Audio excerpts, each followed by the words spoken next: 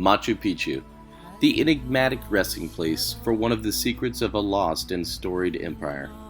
Resting deep within the Peruvian Andes, this glorious and sprawling estate was once the crown jewel of the Incan Empire. Travelers the world over make their way to the heights of Peru to walk upon the ancient steps as if to become part of the story whispered through the ages of a time long ago and the people who ruled a massive and thriving empire.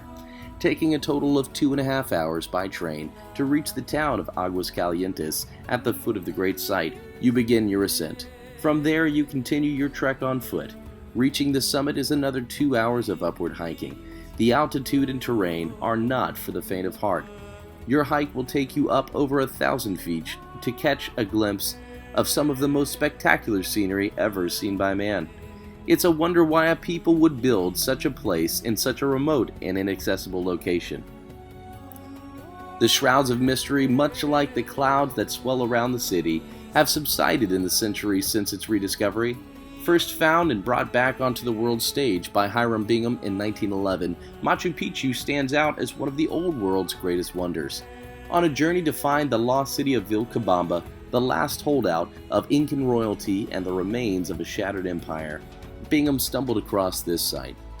At the time, it was overtaken by the cloud forest around it, which masked its once great splendor. It wasn't until years later that the adventurer and his team would come back to clear the area and reveal the fantastic architecture that lay beneath. Built by the Inca Emperor Pachacuti around 1450 as the citadel of Incan culture, its exact history and purpose are still uncertain. Though in the decades since its resurface, archaeologists are continually learning new truths from the remains themselves.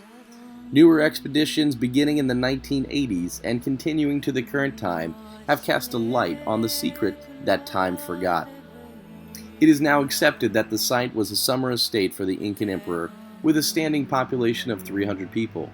It was built directly into the mountainous cliffs by terraces that doubled as agricultural fields. There are more than 12 acres of terraces surrounding the site. These farming areas grew crops such as maize, potatoes, and even avocados. The food was used to sustain the population year-round, as well as to accommodate the royal entourage and any other visitors that may have come to the area. There was a canal built to irrigate water from the mountain streams over half a mile into the city, feeding into 16 fountains and creating fresh water supply that is still in use today. The massive stonework and architecture was so precise that for the important buildings such as the temples and royal quarters, they didn't even require the use of mortar. The Sapa, which is what the Incans called their emperor, was just as much a spiritual leader of his people as much as he was the governmental leader.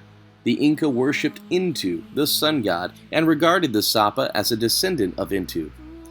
They were seen as demigods in a way, and they erected many temples to worship the sun throughout the empire. In the center of Machu Picchu is one such temple. Although there are others within the site, this was the one of most importance. It had a window facing the east that on the dawning of the summer solstice would capture the light of the sun through it and illuminate a great natural stone upon its hearth. This would signify the growing season for the estate. To this day, it is unknown specifically why they chose this difficult location to build their city, but its majesty has captured the heart of adventurers for hundreds of centuries. Currently, over 300,000 tourists visit the city annually with wild, childlike wonder and wild-hearted imagination. We may never know all of the secrets of Machu Picchu, but one thing's for certain. We will never tire of watching the same sun rise over the Andes as the emperor did so many years ago.